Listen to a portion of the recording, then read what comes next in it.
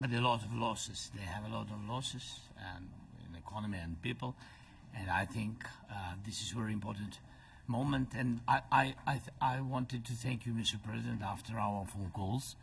Yesterday I had a good opportunity to meet with the big American energy companies, and they're ready to help us. Yes, after all these attacks on our infrastructure, Russian attacks, and etc. And I had also meetings. Thanks to your team, we had meetings with a good military companies. We spoke about air defense, and I want to share it after with details where we are. Thank you. Thank you so much. Thank you very much. Mr. Very President. good. And I think it looks beautiful in his jacket. Yeah? Is it beautiful? I hope people notice. It's a good. It's actually very stylish. I like it. President Trump. Yeah, please go ahead. Under the Biden administration, the White House was fearing of the possible escalation. They were not allowing the Ukrainians to strike into Russia, fearing of this escalation. Yeah.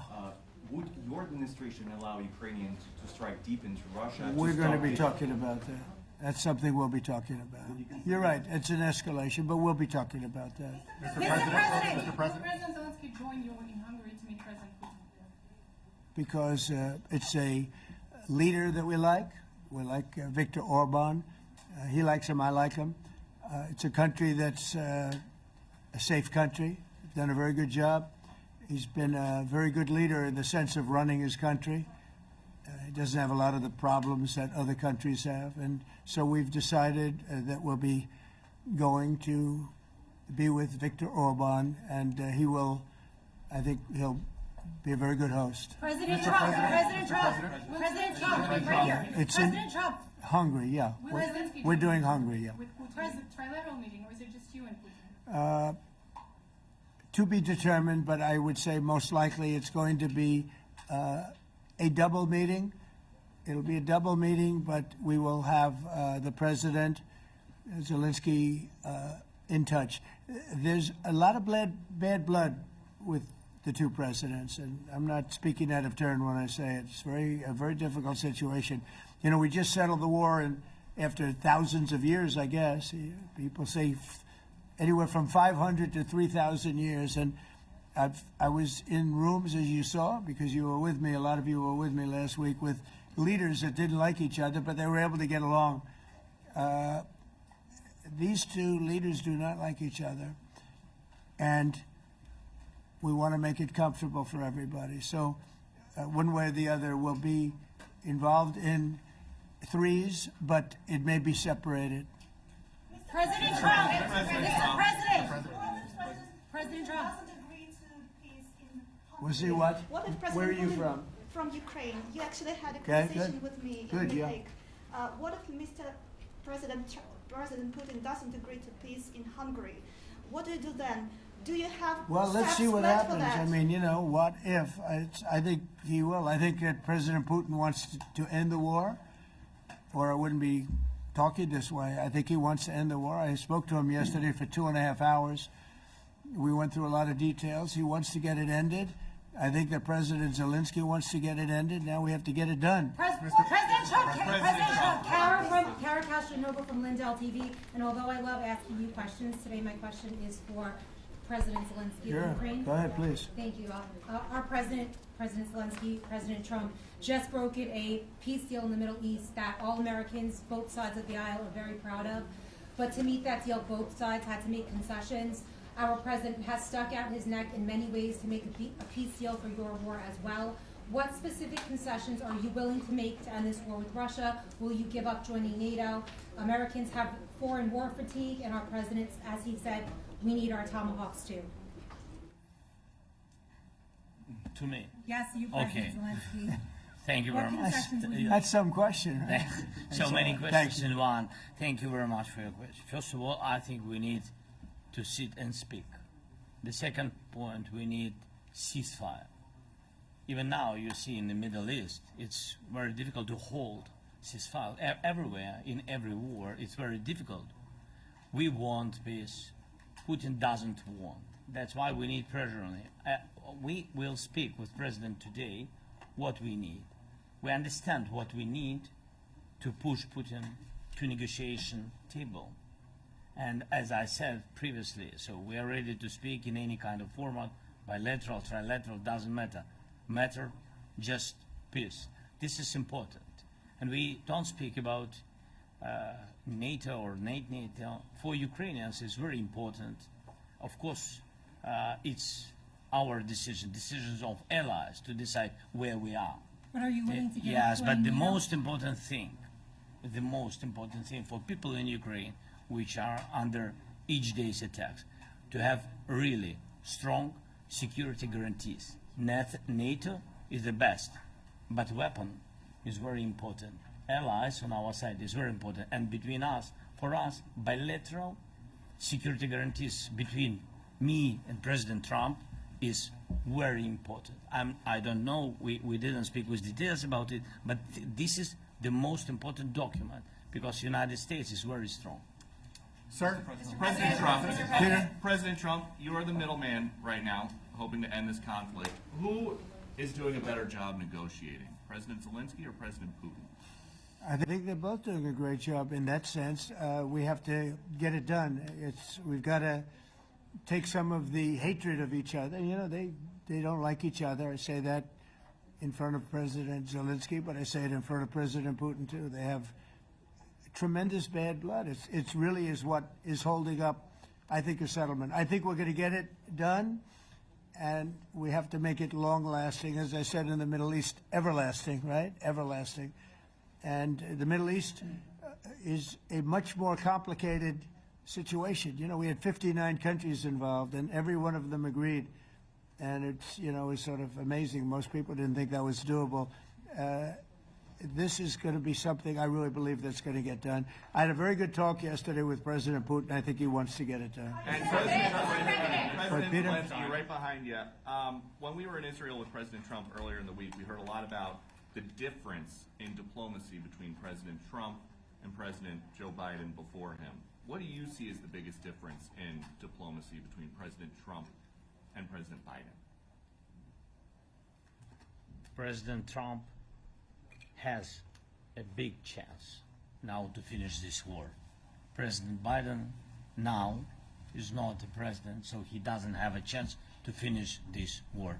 And President Trump is really showed for the world that he can manage ceasefire in Middle East, and that's why I hope that he will do this, and we will also have such big success. For Ukraine, it's a big chance, and I hope that President Trump can manage it. I would say the biggest difference is one is extremely competent and the other one is grossly incompetent. Mr. President. Sir, a few weeks ago in New York when you two met, you said that you think Ukraine could ultimately take back all the territory that it's lost so far. Do you still think that's the case, or do you think there'll have to be some sort of You swap never of know. territories? Look, you know, war is very interesting. You never know, do you? You just never know. With war and peace, but you never know. Please. Russia calls Tomahawk supply to Ukraine as an escalation, yet it continues using similar cruise missiles like Caliber. And Yeah. even Who are you with? Who are you with? You Ukraine? Yes. Good. But Russia continue even using the cruise missiles and also nuclear-capable ballistic missiles in Ukraine since 2022. So do you consider providing Ukraine with the Tomahawk or similar missiles as an opportunity to equalize the possibilities of Ukraine and Russia and push Moscow to the negotiation Yeah. table? Sure. We're going to be talking about that. That's why we're here. Okay? Fair question. Exactly as he told you to say it. But we're going to be talking about it. Okay? Yeah, please. Message to India and Hungary, who is still refusing. You said India and Hungary? That's an interesting. And Hungary India and Hungary. It's an interesting combination. refused to stop buying Russian oil. Well, India is not going to be buying Russian oil anymore. And Hungary is sort of stuck because they have one pipeline that's been there for years and years and years, and they're inland. They don't have sea. They don't have sea. And I spoke with the very great leader of Hungary, and they are, it's very hard for them to get oil. I understand it. Hungary's in a very interesting position because they can't have ports. They're surrounded by land. So we'll see what happens there. But India will not be buying oil from Russia. And, they've already de-escalated, and they've more or less stopped. They're pulling back. They bought about 38% of the oil, and they won't be doing it anymore. Melania Trump has been helping you in achieving peace in Ukraine. Who has? First Lady Melania Trump Yeah. has been helping in returning abducted Ukrainian children from Russian captivity. President Zelensky, do you appreciate those efforts? How do you assess them? And did you ask her to step in and to help you? No, she wanted to do it. She just felt very strongly about the children, and she's done a really good job, I think, in bringing it to the fore. You know, we have a lot of children involved. Now, it's some people say it's 20,000, and some people say it's 300. There's a big difference between that, so nobody really knows. But she felt very strongly about the children. She thinks about the children all the time. President Trump, if you okay tomahawks to Ukraine, what's going to happen if the United States is in a conflict and we need the tomahawks? Do we have Well, enough? that's the problem. We need tomahawks, and we need a lot of other things that we've been sending over the last 4 years to Ukraine. We've been, you know, we gave them a lot. Now we have a different situation. We send it to the European Union. They pay for it and all that, and they have plenty of money.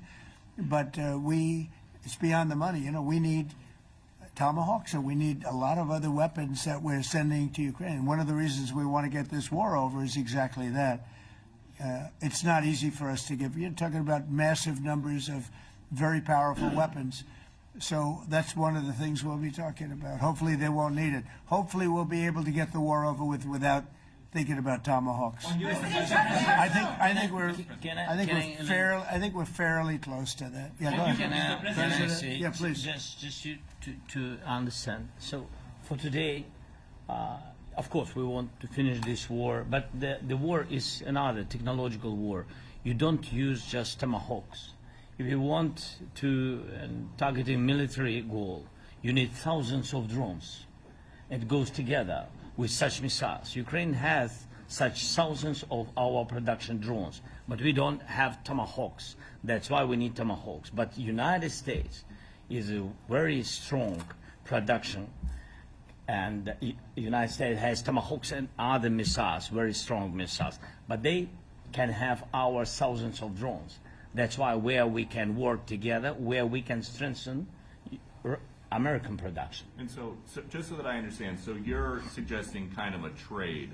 If President Trump okays Tomahawk missiles to help you launch Yes, it's into about Russia, military goals. then It's you only would about let- military goals. Right, but then you would authorize some kind of an exchange where Yes, of course. the U.S. gets Yes, we have Ukrainian- proposition. Yeah, And we have brief proposition President- with our drones. President Trump, I don't mean to be brokering an arms deal here, but is that something that you would be interested in, Ukrainian drones? We are, yeah, we would. We have a lot of drones right now. We build our own drones, but we also buy drones from others, and they make a very good drone. I mean, drone warfare has really come to the fore over the last couple of years because of this war. I will say, there's nothing like the jets. You know, we locked out a lot of drones in Israel. We were knocking them out for Israel, and we were doing it with extremely fast and powerful jets, following the drones and knocking the hell out of them. So, it's, you know, we know a lot about the drones, and we know a lot about the great jets, the great ones. The ones, well, and the B-52s, which were totally they were stealth. They were undetectable. So we have a lot of different weapons. And, you know, I have an obligation also, though, to make sure that we're completely stocked up as a country, because you never know what's going to happen. In war and peace, right? You never know what's going to happen.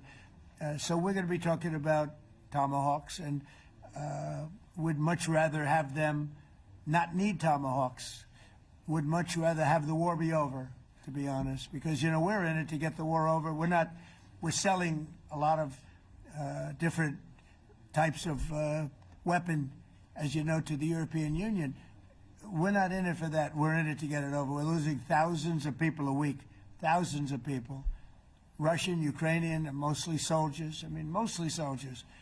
But we're in it to see that end. And if we can end quickly, and I think we can. I mean, I had a very good talk yesterday. We're going to be talking about it, but I had a very productive talk yesterday with President Putin. We'll see what happens.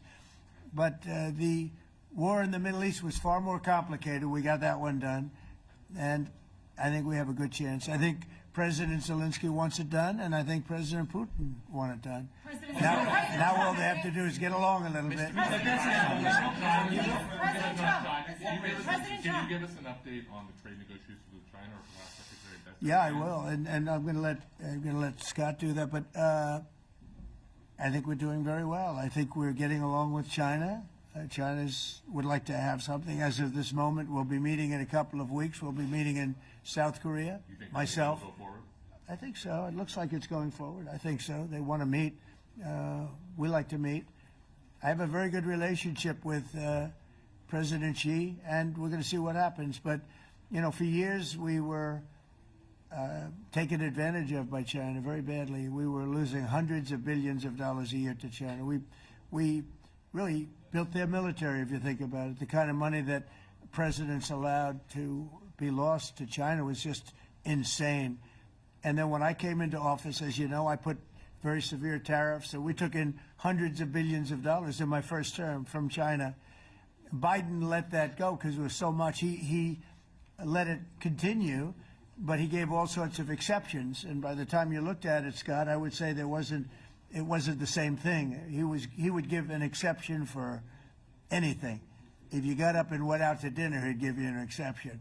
So it wasn't the same thing. But I put on very serious tariffs. So we took in hundreds of billions of dollars, and then I left office. The election was rigged. I left office, and that was the story. Now I come back, and we are in a very strong position because of tariffs. We're in a very powerful position because of the fact that we have tariffs. If we didn't have tariffs, we would be in a very weak position. We would be in a weakened state. But with tariffs, we've made hundreds of billions of dollars, not only from China, but from others. And China wants to talk, and we like talking to China. So we have a very good relationship, and we're going to be meeting in South Korea a couple of weeks. And I just got back from a long trip. I'm going on another long trip. And Scott, you want to say a few words on that, please? Yes, sir. So the entire relationship stems from the great respect that the two leaders have for each other. China did a substantial, unprovoked escalation last week. We were unable to get in touch with them. Since then, it's been IMF World Bank Week. They have had working level people here who there have been meetings. The Vice Premier, who is my counterpart, and I will be speaking this evening at around 8:30, 9 o'clock. And then he and I and a delegation will meet in Malaysia probably a week from tomorrow to prepare for the two presidents to meet. So I think that things have de-escalated. We hope that China will show the respect that we have shown them. And I am confident that President Trump, because of his relationship with President Xi, will be able to get things back on a good course. Is the hope for that meeting with you and President Xi some kind of trade deal then, or Could be. Look, I think we're in a very strong position. I think we're in a very strong position. We're getting, as you know, as of November 1st, I could move it up if I wanted, a 100% tariff over and above what we get now. So that would make it about 157%. And China doesn't want that, and they want to talk, and we're talking. And I think we'll make a deal that will be good for both. I think we will do something. But you have to understand, we never got anything from China. It was a one-way street. For many years, for decades, it was a one-way street. And they became rich because of the United States. And frankly, presidents that, let's be nice, they didn't know. They just didn't know. They didn't understand what was happening to them. But I understood it. I understood it long before I ran for politics. I used to watch in amazement at how stupid our country was, how stupid they were. And we're not stupid anymore. And that includes with the European Union, that includes with Japan and South Korea. All we want to do is be treated fairly. But the fairly is hundreds of billions and even trillions of dollars coming into the United States. And it's our national security is secure because of tariffs. If we didn't have tariffs, we would have no national security. So it's very important. Will you seek China's help in ending the war I'll be discussing that, but I'd love to see it ended before that. President I mean, I think we have a chance of ending the war quickly if flexibility is shown on behalf, and again, we're not losing people. The United States is not, we're not losing people, we're not spending money, we're getting paid for the, ammunition and missiles and everything else that we're sending to the European Union, but to NATO. But it's very similar. If you look at the countries, I mean, it's very similar. And we just made a very fair trade deal with the European Union, and what we wanted, and we made a very good deal with NATO too. They pay for all of this. That's not what we're in this for. We're in it to save thousands of lives every week. Thousands and thousands of lives. That's why we're in it. And I think we have a very good chance of bringing this war to a conclusion. President, and your cabinet has done honestly an excellent job. I think that a lot of people could agree to that. Thank you. I'm speaking as someone who lost my father in a war, so I know the human cost. What would your advice be to American leaders, to world leaders, to neocons, to TV hosts who often speak about conflict in abstract or strategic terms rather than the human cost and the human terms? Look, my only statement is we have to get together. It's a very small group of people. It's the president, and the president. Okay, 3 presidents. And I'm the mediator president. And I'm mediating not an easy situation. It should be easy, but it's a lot easier when people understand each other, when they get together, and when they like each other. We don't necessarily have that situation as far as like is concerned. Maybe it can turn around. Maybe it can. But in the meantime, we'll have them keep a little bit of distance, and we're going to see if we can get it done. This is number 9, okay? This will be number 9 for me. I've solved 8, including the Middle East. I've solved 8. This, I thought, would have been among the easiest. We solved, President Putin mentioned yesterday Armenia, all of the different wars. He said it was amazing because but the big one that he was surprised that we were able to settle was the Middle East. He thought it was incredible. He was very generous in that sense. This should be something we're able to settle, and I think we will be able to settle. Yeah, Brian? Yes, sir. On that note, you will go down as the peacemaker, no doubt, and you will resolve this war. Well, we resolved 8 others. It's funny how people say that. If you get this one, every time I do one, they forget about that one. I solved 8 wars. Go to Rwanda and the Congo, talk about India and Pakistan, look at Thailand, look at all of the wars that we solved. And every time I solve one, they say, if you solve the next one, you're going to get the Nobel Prize. I didn't get a Nobel Prize. Somebody got it who's a very nice woman, very nice. I don't know who she is, but she was very generous. So I don't care about all that stuff. I just care about saving lives. But this will be number 9. But every time I solve one, they said, sir, if you solve one more, you're going to be known as a peacekeeper. So to the best of my knowledge, we've never had a president that solved one war. Not one war. Bush started a war. A lot of them start wars, but they don't solve the wars. They don't settle them. And especially when they have nothing to do with us. I guess just about all of these wars had nothing to do with us. But I saved tens of millions of lives. The Prime Minister of Pakistan said, I saved millions of lives in interceding on Pakistan, and you look at Pakistan and India as an example. That would have been a bad one, 2 nuclear nations, right? So I say this, this is pretty much the last one, although I do understand that Pakistan attacked, or there is an attack going on with Afghanistan. That's an easy one for me to solve if I have to solve it. In the meantime, I have to run the USA, but I love solving wars. You know why? I like stopping people from being killed, and I've saved millions and millions of lives, and I think we're going to have success with this war. Wait, please. This, President Zelenskyy, this is your 3rd time over here. Oh. And by the way, you look excellent. Thank you, sir. Thank you. For you, by the way. This is your 3rd time here. How different sitting across from the president is this time versus the 2 previous times here at the White House, and how confident are you hearing the success rate of solving these prior wars that he can get this war more to solve? First of all, about suit. The same suit because the same president. It's very simple. The next president will have another suit. Yes. About our relations with President Trump, I think we have important dialogues, and I think we begin to understand each other. Yes, and I know that President is briefed very well about situation in the battlefield, and he knows a lot what's going on in the battlefield in Ukraine, and I think it really helps when you know a lot of things, a lot of details about one or another war. It helps a lot, but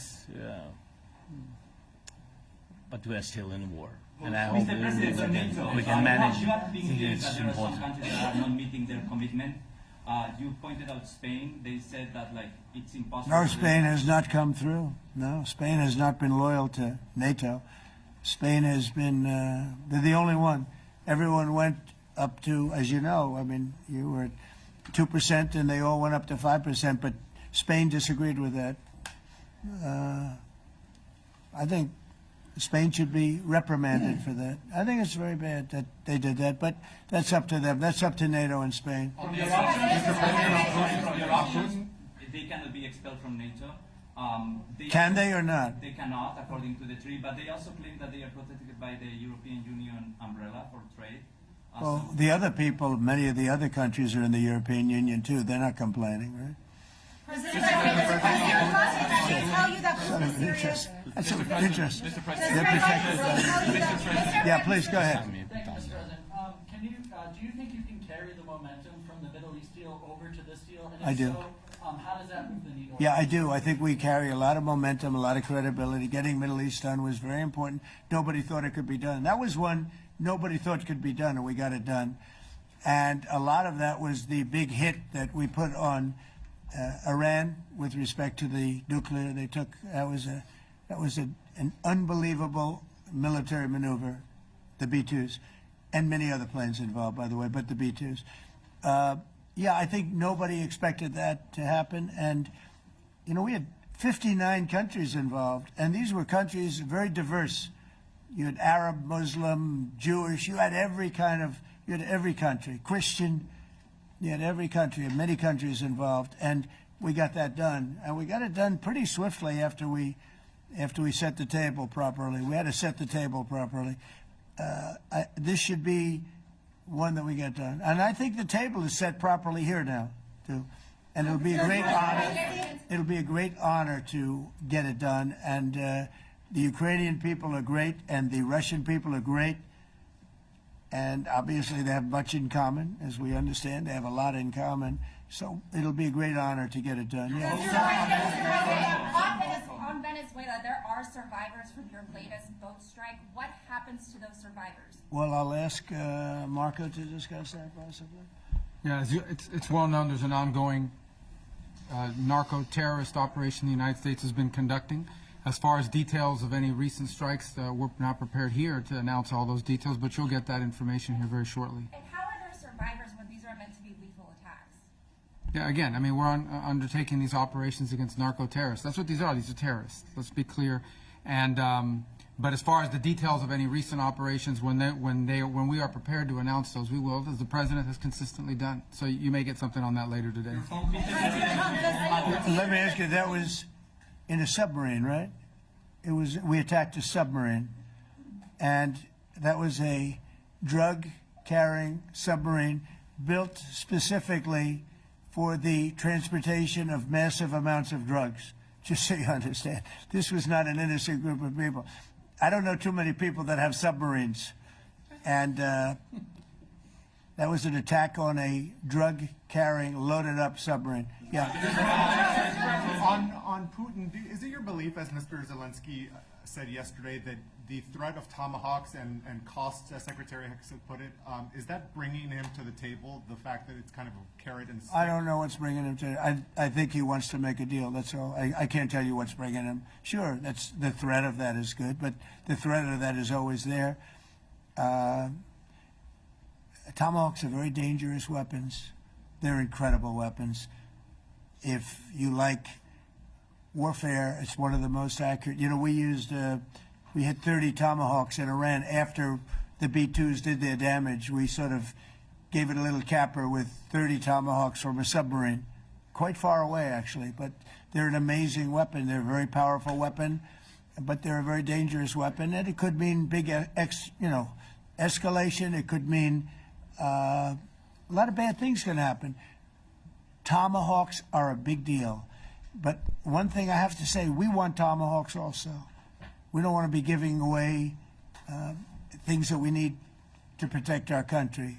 We have a very strong country right now. We have a strong military. We have the greatest military in the world. We have the greatest weapons in the world. I want to get this war over. Okay?